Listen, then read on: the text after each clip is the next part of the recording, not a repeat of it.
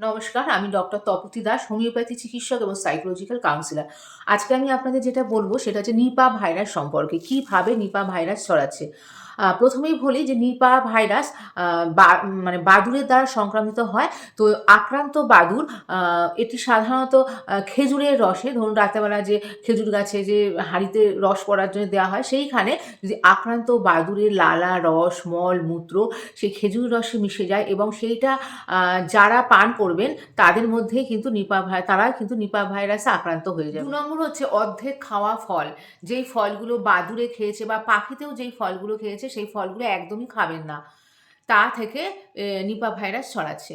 আর ৩ নম্বর হচ্ছে মানুষের থেকে মানুষের, ধরুন যারা নিপা ভাইরাসে আক্রান্ত হয়েছেন তাদের যারা যত্ন করছেন তারা হাতে গ্লাভস পরবেন, মুখে মাস্ক ব্যবহার করবেন এবং হাত ভালো করে সাবান দিয়ে ধোবেন, স্যানিটাইজার ব্যবহার করবেন।